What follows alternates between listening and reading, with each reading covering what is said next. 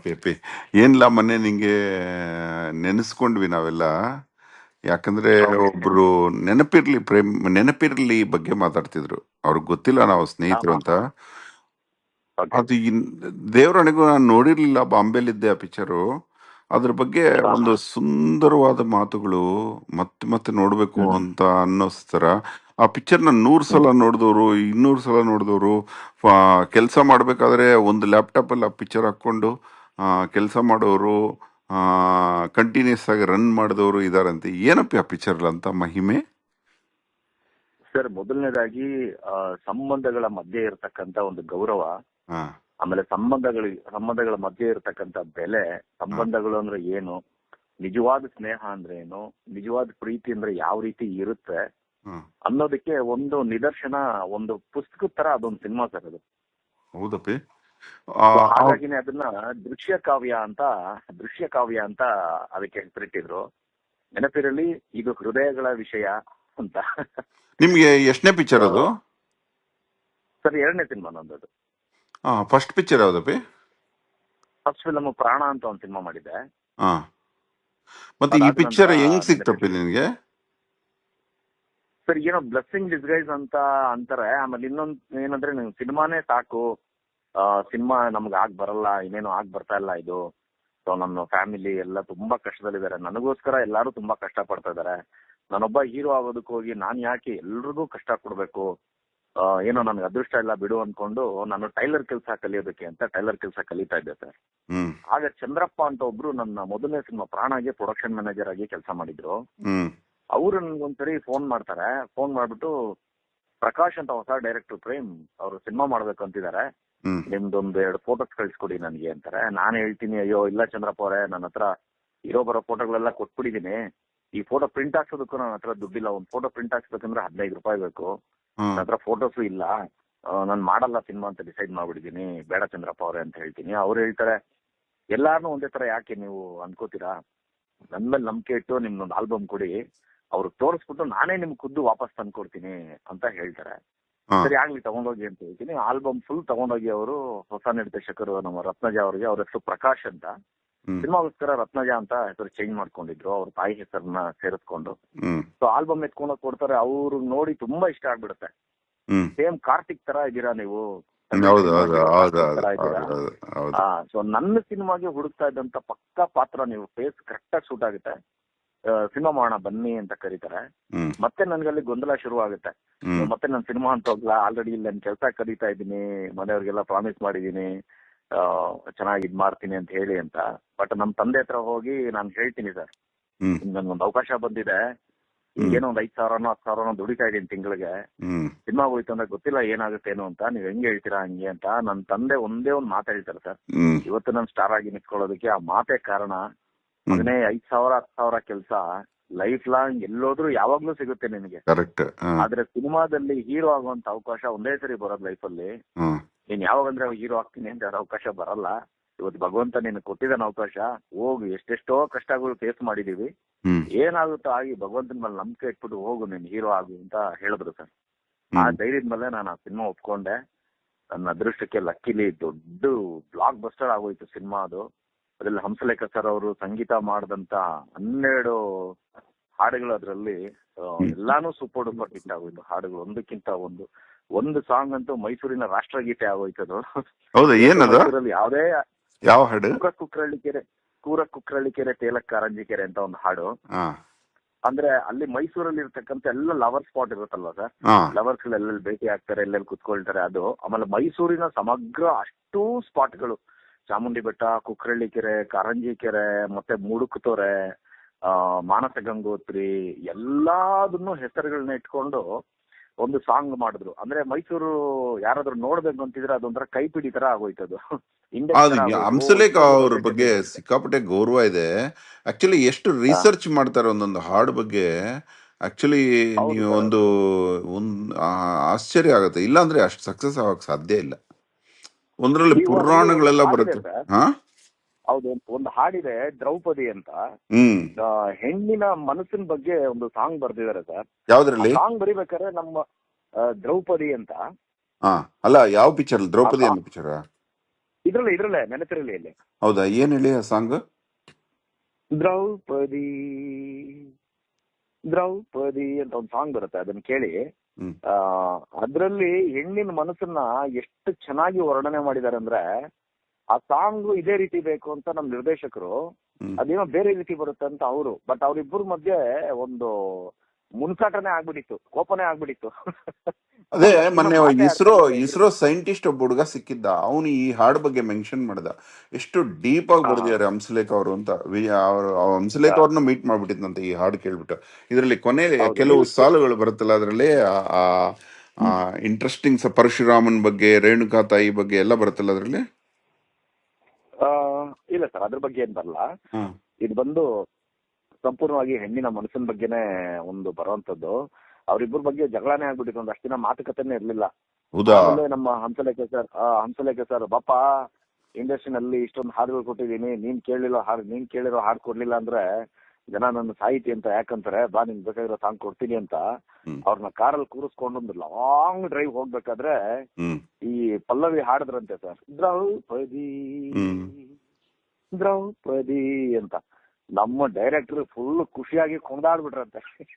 ಹೌದಾ? ಆ ಸಾಂಗ್ ಅಪ್ಪಿ, ನೀವು ಹೊಸಬ್ರು ಅವಾಗ, ಎರಡನೇ ಪಿಕ್ಚರು, ನಿಮ್ಮನ್ನ ಯಾರು ಅಷ್ಟೇ ಗೌರವದಿಂದ ನಡೆಸ್ಕೊಂಡ್ರಲ್ಲ ಎಲ್ಲರೂ? ತುಂಬಾ ಸರ್, ನಾನು ಯಾರ ಮೇಲೂ ಏನು ಬ್ಲೇಮ್ ಮಾಡೋದಕ್ಕೆ ಆಗೋದೇ ಇಲ್ಲ ಸರ್, ಅಷ್ಟು ಪ್ರೀತಿಯಿಂದ ನಡೆಸ್ಕೊಂಡ್ರು. ಪಾಪ ಕೆಲವರಿಗೆ ಕೆಲವು ಕಹಿ ಘಟನೆಗಳಾಗಿರ್ಬೋದು, ನನಗೂ ಕೆಲವೊಂದು ಕಹಿ ಘಟನೆಗಳಾಗಿರ್ಬೋದು, ಬಟ್ ಯಾರು ಇಂಟೆನ್ಷನ್ ಅಲ್ಲಿ ಮಾಡಿದ್ದಲ್ಲ ಸರ್. ಅದ್ರಲ್ಲೂ ನನ್ಗೆ ನನ್ನ ಮೊದಲನೇ ಸಿನಿಮಾಗೇನೆ ನಿರ್ಮಾಪಕರು ಇರ್ಬೋದು, ನಿರ್ದೇಶಕರು ಇರ್ಬೋದು, ಅಷ್ಟು ಪ್ರೀತಿಯಿಂದ ನನ್ನನ್ನ ನಡೆಸ್ಕೊಂಡ್ರು.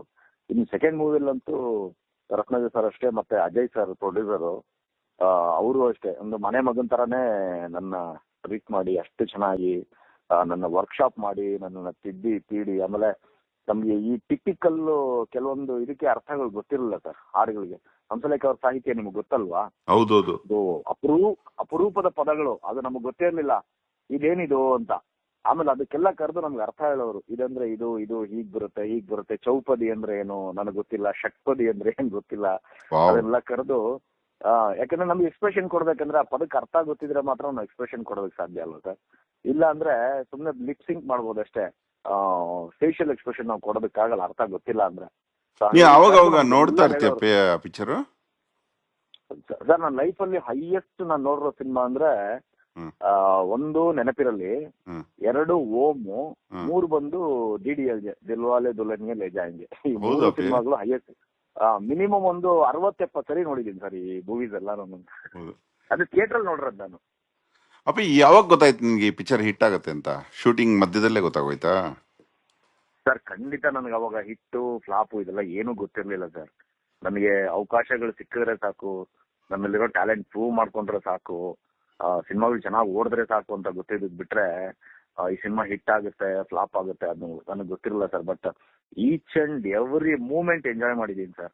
ಯಾಕಂದ್ರೆ ನನಗೆ ಸಿಕ್ಕಿದಂತ ಟೀಮ್ಗಳೇ ಹಾಗಿತ್ತು, ಅದ್ಭುತವಾಗಿ ಎಂಜಾಯ್ ಮಾಡ್ತಾ ಇದ್ವಿ. ನೀವು ನಂಬ್ತಿರೋಲ್ವಾ, ಬೆಳಗ್ಗಿನ ಜಾವ 5 ಗಂಟೆಗೆ ಗೆದ್ರೆ ಫಸ್ಟ್ ಶಾಟ್ ನಮ್ದು ತೆಗಿತಾ ಇದ್ದಿದೆ 6 ಗಂಟೆಗೆ.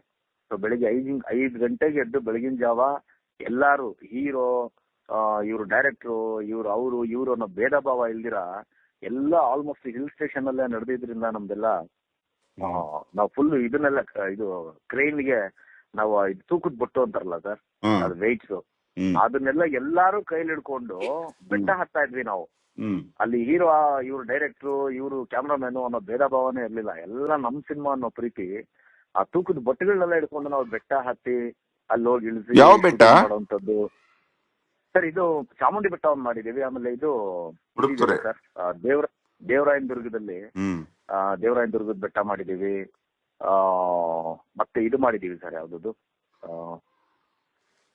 ಇದು ಗುಂಡ್ಲುಪೇಟೆ ಹತ್ರ ಒಂದು ಗೋಪಾಲ ಸ್ವಾಮಿ ಬೆಟ್ಟ, ಆನೆಗಳು ಬರುತ್ತೆ. ಹೌದೌದು, ಹಿಮವದ್ ಗೋಪಾಲ ಸ್ವಾಮಿ ಬೆಟ್ಟ. ಅಲ್ಲಿ ಮಯೂರ ಸಿನಿಮಾ ಆದ್ಮೇಲೆ ನಮ್ ಸಿನಿಮಾಗೆ ಪರ್ಮಿಷನ್ ಕೊಟ್ಟಿದ್ದವರು. ಸೊ ಹಾಗಾಗಿ ಈ ತರ ಎಲ್ಲಾನು ಪ್ರಕೃತಿ ಮೊದಲಲ್ಲೇ ಮಾಡಿದಂತ ಸಿನಿಮಾ ಆದ್ರಿಂದ ಒಂಥರ. ಮಕ್ಕಳ ಜೊತೆ ಎಲ್ಲ ಕುತ್ಕೊಂಡು ನೋಡಿದ್ಯಾ ಪಿಕ್ಚರ್? ಹೌದು ಸರ್, ನನ್ ಮಗು, ನನ್ ಯಾವ್ದೇ ಸಿನಿಮಾ ಇವತ್ತು ರಿಲೀಸ್ ಆದ್ರೂ ನನ್ನ ತಂದೆ ತಾಯಿ, ನನ್ನ ಹೆಂಡತಿ ಮಕ್ಕಳು, ನನ್ನ ಸ್ನೇಹಿತರು, ನನ್ನ ಅಭಿಮಾನಿಗಳ ಜೊತೆಯಲ್ಲೇ ನಾನು ಫಸ್ಟ್ ಡೇ ಫಸ್ಟ್ ಶೋ ನಾನು ಥಿಯೇಟರ್ಗೆ ಹೋಗಿನೇ ಸಿನಿಮಾ ನೋಡೋದು. ನಾನು ಇವತ್ತು ಅಷ್ಟೇ ಇಷ್ಟು ಸಿನಿಮಾಗಳು ಸಹ ಅವ್ರನ್ನ ಬಿಟ್ಟು ನಾನು ಯಾವ ಸಿನಿಮಾನು ನೋಡೇ ಇಲ್ಲ ಸರ್. ಹೌದಾ? ಮತ್ತೆ ಎಂಟೈರ್ ಫ್ಯಾಮಿಲಿ ಮತ್ತೆ ನೀನು ನಾವು ಈ ಪಿಕ್ಚರ್ ಥಿಯೇಟರ್ಗೆ ಯಾವಾಗ ಹೋಗಿದ್ದೀವಿ. ನೋಡ್ತೀಯ ಹೇಳಪ್ಪ, ಯಾವಾಗ ಜೊತೆಲಿ ಬಂದು ಕೂತ್ಕೋತೀನಿ. ಖಂಡಿತ ಸರ್, ಖಂಡಿತ. ನಾ ಹೇಳ್ತೀನಿ ಬನ್ನಿ ಸರ್, ಒಂದ್ಸರಿ ನೋಡೋಣ, ಎಲ್ಲ ನಾವು ಜೊತೆಲಿ ನೋಡೋಣ. ಹ್ಮ್ ನಿಜಕ್ಕೂ ನಿಮ್ಗೆ ಇಷ್ಟ ಆಗ್ಬಿಡುತ್ತೆ. ನೀವು ಥ್ರಿಲ್ ಆಗ್ಬಿಡ್ತೀರ, ಒಂದೊಂದು ಸೀನ್ಗೂ ಒಂದೊಂದು ಹಾಡ್ಗೂ ಹ್ಮ್ ನೀವು ಥ್ರಿಲ್ ಆಗ್ಬಿಡ್ತೀರಿ. ನೀವು ಸಾಧ್ಯ ಆದ್ರೆ ಹಾಡ್ ನೋಡಿ, ಯೂಟ್ಯೂಬ್ ಅಲ್ಲಿ ಎಲ್ಲ ಸಿಗುತ್ತೆ, ಹ್ಮ್ ನೀವು ಹ್ಮ್ ಸಾಂಗ್ಸ್ ನೋಡಿರಿ. ಹ್ಮ್ ಆಮೇಲೆ ಸಿನಿಮಾ ನೋಡೋಣ. ಆಮೇಲೆ ಇದ್ರಲ್ಲೂ ಇದೆ, OTT ನಲ್ಲೂ ಇದೆ. ನಾವು ನೋಡೋಣ ಇಬ್ರು ಜೊತೆಲಿ ಅದೇ ಮೊನ್ನೆ ಸಿಕ್ಕಾಗ ಒಂದ್ಸರಿ ಡಿಸ್ಕಷನ್ ಅಲ್ಲಿ ನೋಡೋಣ ದ sir. Best movies of Kannada ಅಂತ ಡಿಸ್ಕಸ್ ಮಾಡ್ತಾ ಇದ್ರೆ ಆಮೇಲೆ ಫಾರ್ ಅವ್ರು your information sir, hmm for the first time ಒಂದು ಕನ್ನಡ ಸಿನಿಮಾಗೆ hmm 5 state award, 5 Filmfare award ತಂದ್ಕೊಟ್ಟಂತ ಸಿನಿಮಾ ಅದು, ಫಾರ್ ದಿ ಫಸ್ಟ್ ಟೈಮ್. ಅದಕ್ಕೆ ಪ್ರೌಡ್ ಆಗಿ ನಿನ್ನ ಹೆಸರು ಅದ್ರದ್ದು ನೆನಪಿರ್ಲಿ ಪ್ರೇಮ್ ಅಂತ ಇಟ್ಕೊಂಡಿದ್ಯಲ್ಲ ನೀನು. ಹೌದು ಹೌದು ಸರ್, ಹೌದು ಸರ್. ಅಂದ್ರೆ ನನ್ನ ಪ್ರೊಫೆಷನಲ್ ನೇಮೇ ಅದಾಗೋಯ್ತು, ನೆನಪಿರ್ಲಿ ಪ್ರೇಮ್, ನೆನಪಿರ್ಲಿ ಪ್ರೇಮ್ ಅಂತ. ಅದೊಂಥರ ಅದೃಷ್ಟ ಅಲ್ವಾ ಸರ್, ಎಲ್ಲರೂ ಊರ ಹೆಸರು ಮತ್ತೆ ಇಟ್ಕೋತಾರೆ, ತಂದೆ ಮರಿಬಾರ್ದು ಅಂತ ತಾಯಿ ಹೆಸರು ಹೇಳ್ತಾ ಇಟ್ಕೋತಾರೆ. ಇದೀನಿ. ನಿನ್ನ ಹಾ, ಪ್ರೊಫೈಲ್ ಪಿಕ್ಚರ್ ನೋಡಿದೆ, ಎಲ್ಲರೂ ದೇವ್ರಿಗೆ ನಮಸ್ಕಾರ ಓಕೆ. ಮಾಡ್ತಾರೆ, ನಿನ್ ಕೆಮ್ರಾಗ್ ನಮಸ್ಕಾರ ಮಾಡ್ತಾ ಇದೀಯಾ. ಅದರಲ್ಲಿ ನಿನ್ನ ಹಾ. ಭಾವನೆ ಗೊತ್ತಾಗುತ್ತೆ. ಯು ಆರ್ ಎ ರೀಡರ್, ನಿನ್ನ ಎಂಟಾಕ್ಸಿಕೇಟೆಡ್ ಆಮೇಲೆ ಅದ್ರಲ್ಲಿ ರೀಡರ್. ಲೈನ್ ಹಾಕಿದೀನಿ ನೋಡಿ ಸರ್, ಹ್ಮ್ ಆ ಲೈನ್ ಹಾಕಿದೀನಿ ನೋಡಿ ಸರ್, ಅದು ಇನ್ನೂ ಖುಷಿಯಾಗಿ ಹೋಗ್ತೀರಾ ನೀವು. ಏನ್ ನೋಡಿ ನೋಡ್ಕೊ. ಹಾಗೆ ಸಾಧ್ಯ ಆದ್ರೆ ಮತ್ತೆ ನೋಡಿ. ನೀನು ಎಂಟಾಕ್ಸಿಕೇಟೆಡ್ ರೀಡರ್ ಅಂತ ಹೇಳ್ಬೋದು ನಿನ್ನ. ಇದು ನೀನ್ ಡ್ರಿಂಕರ್ ಅಲ್ಲ, ಆದ್ರೆ ನೀನು ದಿನ ಓಕೆ. ಓದದೆ ಮಲಗೋ ಹುಡುಗಾನೇ ಅಲ್ಲ. ಓದು ಅನ್ನೋದು ಕನ್ನಡ ಹೌದೌದು ಅಕ್ಷರ ನಿನಗೆ ಅಡಿಕ್ಷನ್. ಆ ಹೌದೌದು ಸರ್. ಅಂಥದ್ದು ನಿನ್ ಭಾವನೆ ನೋಡಿ ಎಷ್ಟು ಚೆನ್ನಾಗಿದೆ. ಕ್ಯಾಮ್ರಾನೇ ದೇವ್ರು. ಹ್ಮ್ ಡೆಡಿಕೇಟ್ ಮಾಡ್ಬಿಟ್ಟಿದ್ಯಾ. ನಿನ್ ಫ್ರೆಂಡ್ಸ್ ಎಲ್ಲ ಎಷ್ಟೋ ಜನ ಬಿಸ್ನೆಸ್ ಮ್ಯಾನ್ ಇದಾರೆ, ಅವ್ರು ನಿನ್ಗಿಂತ ಜಾಸ್ತಿ ಹ್ಮ್ ದುಡ್ಡು ಮಾಡಿದ್ದಾರೆ. ಆದ್ರೂ ನೀನು ಅಯ್ಯೋ ಅವ್ರ ಹೌದು. ತರ ದುಡ್ಡು ಮಾಡೋಣ ಅಂತ ನೀನು ವೃತ್ತಿ ಬಿಡ್ಲಿಲ್ಲ, ಪವಿತ್ರವಾದ ವೃತ್ತಿ ಇಲ್ಲ ಸರ್. ಬಿಡ್ಲಿಲ್ಲ. ನಾನು ನೋಡಿದೀನಿ. ನಾನು ತುಂಬಾ ಒಳ್ಳೆ ಹೌದು. ಹುಡುಗನಪ್ಪ ನೀನು. ಆ ಕ್ಯಾರೆಕ್ಟರ್ಗೆ ಸೂಟ್ ಆಗುತ್ತೆ. ಆ ಆ ಪಿಕ್ಚರು. ಇನ್ನೊಂದು ವಿಚಾರ ಹ್ಮ್ ಕೇಳ್ಬೇಕು ಅದ್ರಲ್ಲಿ. ಆ ಆ ಫೋಟೋ ಕೆಳಗಡೆ ಒಂದು ಹಾಕಿದೀನಿ ನೋಡಿ ಸರ್, ಅದು ಅಣ್ಣವ್ರದ್ದು. ಏನಂತ ಹಾಕಿದಿ? ದುಡಿಮೆಯ ನಂಬಿ ಬದುಕು, ಅದರಲ್ಲೇ ದೇವರ ಹುಡುಕು ಅಂತ ಅದು ಓದ್ದೆ ಚೆನ್ನಾಗಿದೆ ಅದು. ಆ, ಅದು. ಆ, ಹಾಕಿದೀನಿ ನೋಡಿ. ಆ, ಮತ್ತೆ ನೆನಪಿರ್ಲಿ ಹ್ಮ್ ಬಗ್ಗೆ. ಆ ಹ್ಮ್. ಇದು ಆ, ಅಹಂಕಾರ ಬರ್ಲೇ ಇಲ್ವಪ್ಪಿ ನಿನ್ಗೆ ಆ ಹ್ಮ್. ಪಿಕ್ಚರ್ ಹಿಟ್ ಆದಾಗ? ಸರ್ ನನ್ಗೆ ಆ ಟೈಮಲ್ಲಿ ಹೇಳಿದ್ನಲ್ಲ ಸರ್, ನನಗೆ ಹಿಟ್ಟು ಫ್ಲಾಪ್ ಅದೇನು ಗೊತ್ತೇ ಇಲ್ಲ ನನಗೆ. ನನ್ನ ಹೊಟ್ಟೆಪಾಡು, ನನ್ನ ಮನೆ ಸಂಸಾರ ಎಲ್ಲ ಜವಾಬ್ದಾರಿ ನನ್ನ ಹೆಗಲ ಮೇಲೆ. ನನ್ಗೆ ಈ ಸಿನಿಮಾ ಆಗಿ ಇನ್ನೊಂದು ಸಿನಿಮಾ ಯಾರಾದ್ರೂ ಸಿಕ್ಬಿಟ್ರೆ ಸಾಕು, ಈ ಸಿನಿಮಾಗೆ ಏನ್ ರೆಮ್ಯುನರೇಷನ್ ಕೊಟ್ಟಿದ್ದಾರೆ ಇದಕ್ಕಿನ್ನ ಒಂದು 10,000 ರೂಪಾಯಿ ಯಾರೋ ಜಾಸ್ತಿ ಕೊಟ್ಬಿಟ್ರೆ ಸಾಕು, ನನ್ನ ಮನೆಯಲ್ಲಿ ನಾಳೆ ಊಟಕ್ಕೇನು ಅಂತ ಚಿಂತೆ ಬರ್ದೇ ಇದ್ರೆ ಸಾಕು, ಎಲ್ಲಾರನ್ನೂ ನಾನು ಚೆನ್ನಾಗಿ ನೋಡ್ಕೊಂಡ್ಬಿಟ್ರೆ ಸಾಕು, ಎಲ್ಲಾರ್ಗು ಹೊಟ್ಟೆ ತುಂಬಿಸ್ಬಿಟ್ರೆ ಸಾಕು ಊಟ ಹಾಕಿ ಅನ್ನೋದಷ್ಟು ಹೊಟ್ಟೆಪಾಡು ಅನ್ನೋದೊಂದು ಬಿಟ್ರೆ, ನನ್ ದುಡಿಮೆ ಸಿಕ್ಕರೆ ಸಾಕು, ಕೈ ಮುಕ್ಕೊಂಡು ಕೆಲಸ ಮಾಡ್ತೀನಿ ಅನ್ನೋದು ಬಿಟ್ರೆ ನಮ್ಗೆ ಇದ್ಯಾವ್ದು ಗೊತ್ತೇ ಇರಲಿಲ್ಲ ಸರ್. ಈ ಸಿನಿಮಾ ಹಿಟ್ ಆಯ್ತು, ಇದೇನೋ ಆಯ್ತು. ನಾನು ಥಿಯೇಟರ್ಗೆ ಹೋಗಿ ನೋಡಿದಾಗ ಜನ ಓ ಅಂತ ತುಂಬಿರೋರು, ಹೌಸ್ಫುಲ್ ಬೋರ್ಡ್ಗಳು. ಒಂದೊಂದು ವರ್ಷ ಸಿನಿಮಾ ಓಡಿದೆ, ಹಿಟ್ಟು. ನನಗಂತ ಹೌದಾ ಅಂತ ಯಾವಾಗ ಒಂದು ಫೇಲ್ಯೂರ್ ಅಂತ ನನಗೆ ಬಂತು ಸರ್, ಹ್ಮ್ ಅವಾಗ ಗೊತ್ತಾಗಿದ್ದು ನನಗೆ ಸಕ್ಸಸ್ ವ್ಯಾಲ್ಯೂ ಏನು ಅಂತ. ಬಾ. ಓಹೋ, ಏನಪ್ಪಾ ನಂದು ಮೊದಲೇ 3 ಸಿನಿಮಾಗಳ ಹಿಂಗೆ ಈ ರೇಂಜ್ಗೆ ಎಲ್ಲ ಸೂಪರ್ ಡೂಪರ್ ಹಿಟ್ ಆಗೋಯ್ತು, ಹಿಂಗಾಗೋಯ್ತು. ಓ ಫ್ಲಾಪ್ ಅಂದ್ರೆ ಹಿಂಗ, ಜನಗಳು ಥಿಯೇಟರ್ ಬರಲ್ವಾ ಅಂದ್ಬಿಟ್ಟು ಅವತ್ತು ಗೊತ್ತಾಯ್ತು ನಂಗೆ ಸಕ್ಸಸ್ ಬೆಲೆ ಅಂದ್ರೆ ಏನು ಅಂತ. ಬಟ್ ಸಕ್ಸಸ್ ಬೆಲೆ ಏನು ಅಂತ ಗೊತ್ತಾಗೋಷ್ಟ್ರಲ್ಲಿ ನನಗೆ ಆ ಸಿನಿಮಾಗಳನ್ನ ನಿಜವಾಗ್ಲೂ ಪ್ರತಿದಿನ ಶೂಟಿಂಗ್ ಎಂಜಾಯ್ ಮಾಡೋದೇ ನಿಜವಾದ ಸಕ್ಸಸ್ ಅಂತ ನನಗೆ ಗೊತ್ತಾಗೋಗಿತ್ತು ನನಗೆ. ಇದು ಮತ್ತೆ ನಿನ್ನ ಗೋಲ್ಡನ್ ಏರಾ ಶುರು ಆಗ್ತಾ ಇದೆ ಇವಾಗ. ಮತ್ತೆ ನಿಂದು ಅದೇ ಥ್ಯಾಂಕ್ ಯು ಟಾಪ್ 3 ಹ್ಯಾಟ್ರಿಕ್ ಮಾಡ್ತೀಯ. ಯಾಕಂದ್ರೆ ಇವಾಗ ಥ್ಯಾಂಕ್ ಯು ಇಷ್ಟು ಥ್ಯಾಂಕ್ ದಿವಸಗಳದು ಆಯ್ತು, ಮುಕ್ತಾಯ ಆಯ್ತು ನಿಂದು. ಇವಾಗ ಯು. ಮತ್ತೆ ಬರೋ 3 ಮೂವಿಗಳು ನಿಂದು ಸೂಪರ್ ಹಿಟ್ ಆಗುತ್ತಪ್ಪಿ, ನಿಮ್ಮ ಚೆನ್ನಾಗಿರುತ್ತೆ. ಹಾರೈಕೆಯಿಂದ ಆಶೀರ್ವಾದದಿಂದ ಹಾಗೆ ಆಗ್ಲಿ ಸರ್. ಅಪ್ಪಿ. ಅಂದ್ರೆ ಇವಾಗ ಮತ್ತೆ ನೋಡ್ಬೇಕು ಅಂದ್ರೆ ಯಾವುದೇ ಬೋರ್ ಇಲ್ಲದೆ ನೋಡ್ತೀಯಪ್ಪ ಪಿಕ್ಚರ್ ನೀನ್ ಅದನ್ನ? ಸರ್ ಈ ಸಿನಿಮಾ ಅಂತನಲ್ಲ ಸರ್, ಯಾವುದೇ ಸಿನಿಮಾ ಆಗ್ಲಿ ಅದನ್ನ ನಾನು ಅದೇನೋ ಉಸಿರಲ್ಲಿ ಬಿಡ್ತಾಗ್ಬಿಟ್ಟಿದೆ ಸರ್. ನಾನು ನಿಮಗೆ ಗೊತ್ತಿದೆಯಲ್ಲ, ಒಂದು ಇನ್ಫಾರ್ಮೇಶನ್ ಕೊಡ್ತೀನಿ ಸರ್. ನಾನು ಸಿನಿಮಾಗೆ ಬರೋದಕ್ಕಿಂತ ಮುಂಚೆ ಹ್ಮ್ ವರ್ಷಕ್ಕೆ 175ರಿಂದ 180 ಸಿನಿಮಾಗಳು ನೋಡ್ತಾ ಇದ್ದೆ ಸರ್ ಥಿಯೇಟರ್ ಅಲ್ಲೇ. ನಾನು ದುಡಿಯೋ ದುಡಿಮೆನಲ್ಲಿ 50 to 60% ನಾನು ಸಿನಿಮಾಗಳಿಗೆ ನೋಡ್ತಾ ಇದ್ದು. ಅದಕ್ಕೆ ನನ್ನ ನಿನ್ ಹತ್ರ ಬಾಡಿ ದುಡ್ಡು ಲ್ಯಾಂಗ್ವೇಜ್ ಇಲ್ದಿರೋವಾಗ ಎಷ್ಟು ಚೆನ್ನಾಗಿದೆ ಅಂದ್ರೆ, ಆಕ್ಟಿಂಗ್ ಅಲ್ಲಿ ನೋಡ್ತೀನಿ. ಹಾ, ನೀನ್ ಎಷ್ಟು ಜನನ ಹಾ. ಅಬ್ಸರ್ವ್ ಮಾಡಿದ್ರೆ ನಿನ್ ಬಾಡಿನ ಆ ರೀತಿ ಲ್ಯಾಂಗ್ವೇಜ್ ಇಟ್ಟಿದ್ಯಾ ನೀನ್. ಪರ್ಫೆಕ್ಟ್. ನಿಂದೇ ಒಂದು ಯುನೀಕ್ ಲ್ಯಾಂಗ್ವೇಜ್ ಇದೆ ಕನ್ನಡದಲ್ಲಿ, body language thank you sir, thank you sir. ಚೆನ್ನಾಗಿದೆ. ತಪಸ್ಸು ಮಾಡಿದ್ಯಾ ಬಿಡು ಬಂಗಾರ, ನೀನು ತಪಸ್ಸು ಮಾಡಿದ್ಯಾ. ಅಷ್ಟೇ ಥ್ಯಾಂಕ್ ಯು ಅಲ್ಲ, ಸರ್. ನೀನು ಎಲ್ಲ ಮೊದಲು. ಕರ್ನಾಟಕ ಜನಕ್ಕೆ ಗೊತ್ತಿಲ್ದಿರೋ ಒಂದು ರಹಸ್ಯ ಹೇಳ್ತೀನಿ ನಿನ್ ಬಗ್ಗೆ. ನಿನಗೆ ಹಾ, ಹಾ. ಮಗ್ಗ ಗೊತ್ತು, ಟೈಲರಿಂಗ್ ಗೊತ್ತು. ಹೌದು ಮತ್ತೆ ನೀನು ಹೌದು. ನಿನಗೆ ಇನ್ನೊಂದೇನಂದ್ರೆ, ನೀನು ಸಾಮಾನ್ಯ ಯಾವ ಗಲಾಟೆಗೆ ಹೋಗಲ್ಲ ಅನ್ಕೋತಾರೆ ಜನ. ಆದ್ರೆ ನೀನು ಇದೆಲ್ಲದಕ್ಕೂ ಬರಕ್ ಮುಂಚೆ ಕೂಲ್ ಡ್ರಿಂಕ್ಸ್ಗೋಸ್ಕರ ಫೈಟ್ ಮಾಡಿದ್ಯಾ ನೀನು? ಅಂದ್ರೆ ಹೌದು ಹೋರಾಟ ಮಾಡಿದ್ಯಾ ಇದು ತಪ್ಪು ಅಂತ? ಈ ಸಿಗರೇಟ್ ಬಿಡು, ಸಿಗರೇಟು ಕುಡಿತಾ ಅದ್ರ ಬಗ್ಗೆ ಬಿಡು, ಕೂಲ್ ಡ್ರಿಂಕ್ಸ್ ಬಗ್ಗೆ ಇದು ತಪ್ಪು, ಹೌದು ಇದು ಬ್ಯಾನ್ ಆಗ್ಬೇಕು ಅಂತ ಫೈಟ್ ಮಾಡಿದ್ಯಾ. ಫೈಟರ್ ನೀನು, ಆಕ್ಚುಲಿ ದೇಶಭಕ್ತ ನೀನು. ಆ, ಥ್ಯಾಂಕ್ ಅದ ಯು ಸರ್ ಥ್ಯಾಂಕ್ ಯು. ಮತ್ತೆ ಯಾರಿಗೂ ಹರ್ಟ್ ಮಾಡೋದಿಲ್ಲ ನಿನ್ನ ನೇಚರ್ ನಾನು ನೋಡಿದ್ದೀನಿ. ತುಂಬಾ ಒಳ್ಳೆ ಹೌದು ಸರ್ ಮಗು, ಮನಸ್ಸು, ಮಗುವಿನಂತ ಮನಸ್ಸು ನಿಂದು. ಹೌದು ಸರ್. ಮತ್ತೆ ಇನ್ನೊಂದು ಗುಣ ನಿಂದು, ಕರ್ನಾಟಕದ ಜನಕ್ಕೆ ತಿಳಿಸ್ಬೇಕು. ನೀನು ಹ್ಮ್ ಓದ್ತೀಯಪ್ಪಿ, ತುಂಬಾ ಬುಕ್ಸ್ ಓದ್ಬಿಟ್ಟಿದ್ಯಾ. ನೀನ್ ಪಿಕ್ಚರ್ ಲೆಕ್ಕಾಚಾರ ಹೇಳಿದೆ 180 ನೋಡಿದೀನಿ ಅಂತ.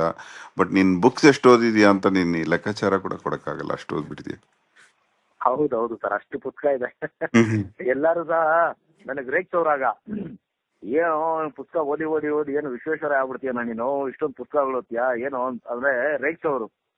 ಬಟ್ ಅವ್ರಿಗೆ ಗೊತ್ತಿರಲಿಲ್ಲ ಪುಸ್ತಕಗಳಂದ್ರೆ ಏನು, ಅದನ್ನ ಓದಿದ್ರೆ ಅದ್ರ ವ್ಯಾಲ್ಯೂಸ್ ಏನು ಅದೇನಂತ ಪಾಪ ಅವ್ರಿಗೆ ಗೊತ್ತಿರ್ಲಿಲ್ಲ. ಆಮೇಲೆ ನನಗೂ ಓದ್ತಾ ಓದ್ತಾ ಓದ್ತಾನೋ ಒಂದು ಅಡಿಕ್ಷನ್ ಆಗೋಯ್ತು. ಬಟ್ ಪುಸ್ತಕ ಅನ್ನೋದು ನನಗೆ ಇಷ್ಟೊಂದು ಕಲಿಸ್ಕೊಡುತ್ತೆ ಅಂತ ನನಗೂ ಗೊತ್ತಿರಲಿಲ್ಲ ಸರ್. ಇವತ್ತು ಅದ್ರ ವ್ಯಾಲ್ಯೂ ಗೊತ್ತಾಗುತ್ತೆ ನನಗೆ. ಪುಸ್ತಕಗಳಂದ್ರೆ ಏನು, ಪುಸ್ತಕಗಳು ಯಾಕೆ ಓದ್ಬೇಕು ಅನ್ನೋದು, ಅದು ನನ್ನ part of the life. Cinema, ಪುಸ್ತಕ, ಊಟ ಇವೆಲ್ಲಾನು ಸಹ ಒಂದು ಪಾರ್ಟ್ ಆಫ್ ದ ಲೈಫ್ ಆಗೋಯ್ತು ಸರ್ ನನಗೆ. ಮತ್ತೆ ರತ್ನಜ ಎಲ್ಲಿದಾರಪ್ಪ ಇವಾಗ? ಸರ್ ಅವರು ಮಂಡ್ಯದಲ್ಲಿದ್ದಾರೆ. ಅವ್ರೀಗ ಒಂದು ಕ್ಯಾಟಲ್ ಫಾರ್ಮ್ ಮಾಡಿದ್ದಾರೆ, ಅಂದ್ರೆ ಗೋಶಾಲೆ ಮತ್ತೆ ಅದು ಹೈನುಗಾರಿಕೆ ಬಗ್ಗೆ ಇದು ಮಾಡ್ಕೊಂಡು ಅವರೊಂದು ಫಾರ್ಮಿಂಗ್ ಮಾಡ್ಕೊಂಡಿದ್ದಾರೆ ಸರ್. ಅವ್ರಿಗೆ ಅದನ್ನೆಲ್ಲ ಫಾಲೋ ಅವ್ರಿಗೆ ಮಾಡ್ಕೊಂಡು ಒಂದು ರಿಕ್ವೆಸ್ಟ್ ಮಾಡಪ್ಪಿ, ಯಾರಾದ್ರೂ ಒಬ್ರು ಪ್ರೊವೋಕ್ ಮಾಡ್ಬೇಕು ಏನೋ, ಮತ್ತೆ ಇನ್ನೊಂದು ಮೂವಿ ಮಾಡಕ್ ಹೇಳಪ್ಪಿ ಅವ್ರಿಗೆ. ಆ, ಹೇಳ್ತೀನಿ ಸರ್, ಖಂಡಿತ ಹೇಳ್ತೀನಿ ಸರ್. ಹ್ಮ್ ಗೋವುಗಳ ಜೊತೆ ನಾನು ಇದೀನಿ, ನನಗೆ ಗೊತ್ತಾಗತ್ತೆ ಗೋಶಾಲೆ ಸುಖ ಏನು ಅಂತ. ಇವಾಗ ನಾನು ಏರ್ಪೋರ್ಟ್ ಹಿಂದ್ಗಡೆ ಒಂದು ಗೋಶಾಲೆ ಮಾಡ್ಕೊಂಡಿದ್ದೀನಿ. ತುಂಬಾ ಹೌದು ಸರ್. ಅವನು ಬಂಗಾರ, ನೀನು ಬಾಪಿ ಒಂದ್ಸಲ. ಆ ಆದ್ರೆ ಬರ್ತೀನಿ ಸರ್. ಆ ಸುಖ ಇದೆ. ಆ ರತ್ನಜ ಅವ್ರಿಗೆ ಹೇಳಪ್ಪಿ, ಅಂತವ್ರು ಇನ್ನೊಂದು ರತ್ನ ಕೊಡ್ಲಿ ಕರ್ನಾಟಕಕ್ಕೆ. ಆ ಮತ್ತೆ ಇನ್ನೊಂದು ಅಂತ ಮೂವಿ ಕೊಡ್ಲಿ, ನಿನ್ನನ್ನೇ ಹಾಕೊಂಡ್ ಮಾಡ್ಲಿ. ಓಕೆ ಬಂಗಾರು? ಅವ್ರು ನನ್ನ ಹಾಕೊಂಡು ಇನ್ನೊಂದು ಸಿನಿಮಾನು ಮಾಡಿದ್ರು ಸರ್, ಹೊಂಗನಸು ಅಂತ. ಅದು ಸಹ OTT ಇದೆ. The beautiful story. ಅಂದ್ರೆ ಅತ್ತಿಗೆ ಮೈದನ ಸಂಬಂಧದ ಬಗ್ಗೆ ಸಿನಿಮಾಗಳು ತುಂಬಾ ಕಡಿಮೆ ಬಂದಿರೋದು. ಸಂಪತ್ತಿಗೆ ಸವಾಲ್ ಬಿಟ್ರೆ ಹೌದು ಹೌದು ಆದ್ಮೇಲೆ ಯಾವುದು ಅಂತ ಇದು ನೋಡಿಲ್ಲ. ನೀವು ಆ ಸಿನಿಮಾನ ನೋಡಿ, ಹೊಂಗನಸು ಅಂತ. ಅತ್ತಿಗೆ ಮೈದನ ಸಂಬಂಧ ಹ್ಮ್ ಯಾವ ರೀತಿ ಇರುತ್ತೆ ಅನ್ನೋದನ್ನ ಅಯ್ಯೋ ಇವತ್ತು ನೆನ್ಸ್ಕೊಂಡ್ರೆ ಆ ಸಿನಿಮಾ ನನ್ನ ಕಣ್ಣಲ್ಲಿ ಇರ್ಬಾರ್ದು. ಅಷ್ಟು ಎಮೋಷನಲ್ ಕಂಟೆಂಟ್ ಇರುವಂತ ಮೂವಿ. ಅದ್ರಲ್ಲೂ ಅಷ್ಟೇ ಹಾಡುಗಳು ಹಂಸಲೇಖ ಸಾರೆ ಮಾಡಿದ್ದು, ಅದು ಒಂದು ಅದ್ಭುತವಾದಂತ ಮೂವಿ ಸರ್. ಅದು ಹ್ಮ್ ಟೈಟ್ಲ್ ಎಷ್ಟು ಚೆನ್ನಾಗಿದೆ ನೋಡಿ, ಹೊಂಗನಸು. ಹೌದು. ಮತ್ತೆ ಇಲ್ಲ, ಹ್ಮ್ ನೆನಪಿರ್ಲಿ ಕೂಡ ತುಂಬಾನೇ ಚೆನ್ನಾಗಿದೆ ಹೆಸರು. ಆ ಹೌದೌದು ಸರ್. ಯಾವ ಹೆಸರಲ್ಲಿ ಪ ಬ ಮ ಇರುತ್ತೋ ಹಾ ಅದು ಯಾವತ್ತೂ ಹಿಟ್ ಆಗೇ ಆಗತ್ತೆ. ಯಾಕಂದ್ರೆ ಅದು ಎರಡು ತುಟಿಗಳನ್ನ ಸೇರ್ಸತ್ತೆ ಆ ಪದಗಳು. ಪ ಪ ಬ ಬ ಮ ಓಕೆ. ನೋಡು. ಅದಕ್ಕೆ ಹ್ಮ್ ಹ್ಮ್ ನೆನಪಿರಲಿ ಹ್ಮ್ ಪಿ ಅಂತ ಬಂದಿದೆ ನೋಡಲ್ಲಿ. ಹ್ಮ್ ಪ, ಅಪ್ಪ, ಹೌದೌದು ಅಮ್ಮ, ಈ ಅಕ್ಷರನೇ ಒಂದು ಮ್ಯಾಜಿಕ್ ಅಕ್ಷರನಪ್ಪೆ. ಅದಕ್ಕೆ ನೋಡು, ಹೌದು. ಪ್ರೇಮ, ತುಟಿಗಳನ್ನ ಸೇರ್ಸುತ್ತದು, ಬಂಧನ ಡಿವೈಡ್ ನೋಡು, ಮಾಡಲ್ಲ. ಬಂಧನ ಹ್ಮ್ ನೋಡು. ಮತ್ತೆ ಹೌದು ಸರ್. ಬಂಗಾರದ ಮನುಷ್ಯ ನೋಡು. ಅದು ಮನುಷ್ಯ. ಹೌದು. ಯಾವುದೇ ಪಿಕ್ಚರ್ ನೋಡು, ಆ ಮೂರು ಅಕ್ಷರ ಸೇರಿಸ್ಕೊಂಡ್ರೆ ಯಾವುದೋ ಒಂದು ಅಕ್ಷರ. ಹಾ ಅಮ್ಮ, ಆ, ಹೌದು. ಈ ಎಲ್ಲ ಪಿಕ್ಚರ್ಗಳು, ಮಾ ಅನ್ನೋ ಹ್ಮ್ ಪಿಕ್ಚರ್ ಹೆಂಗ್ ಓಡ್ತು ನೋಡಿ ಹಿಂದಿಲಿ, ರಾಜೇಶ್ ಖನ್ನದು. ಹೌದೌದು. ಆ ಹೌದು. ಯಾವ್ದಾರ ಪಿಕ್ಚರ್ ಹಿಟ್ ಆಗಿರೋದು ನೋಡು, ಅದರಲ್ಲಿ ಇರುತ್ತೆ ಸಕ್ಸಸ್. ಎಸ್ ಸರ್, ಎಸ್ ಈ ಸರ್. ಮೂರು ಅಕ್ಷರ ಇರುತ್ತೆ, ಯಾವುದೋ ಒಂದಿರುತ್ತೆ. ಹೌದು ಸರ್. ಹೌದು ಹೌದು ಹೌದು. ಪವರ್ಗ ಅಂತಾರ ಅದನ್ನ. ಹಾ ಓಕೆ ಬಂಗಾರು, ತುಂಬಾ ಸಂತೋಷ ಆಯ್ತು ನನಗೆ. ಅದೇ ಈ ಆ, ಹಾ ಈ ನಾವಿಬ್ರು ಸ್ನೇಹಿತರು ಅಂತ ಗೊತ್ತಿರಬೇಕು ಫೇಸ್ಬುಕ್ ಇಂದ. ಆ ಹ್ಮ್ ನೆನಪಿರ್ಲಿ ಬಗ್ಗೆ ಮಾತುಕತೆ ಆದಾಗ ಅವ್ರಿಗೆ ಹ್ಮ್ ಆಶ್ಚರ್ಯ ಆಗೋಯ್ತು, ನೋಡಿಲ್ಲ ಅಂತ. ಮೋಸ್ಟ್ಲಿ ನೋಡೋಣ ಓಕೆ. ಈ ಸರಿ. ನೀನು ನೋಡಿದಾಗ ಕಾರ್ಯಕ್ರಮ ಇಟ್ಕೊಂಡಾಗ ಹೇಳಪ್ಪಿ, ಬಂದು ನೋಡ್ತೀನಿ ಅದು ನಿನ್ ಆಗ್ಲಿ ಜೊತೆ. ಸರ್, ಖಂಡಿತ ಹೇಳ್ತೀನಿ ಸರ್. ನೋಡೋಣ, ಇದ್ರ ಜೊತೆಲ್ಲ ನೋಡೋಣ ಸರ್. ಓಕೆ ಬಂಗಾರು, thank you. Okay. Thank you sir, thank you.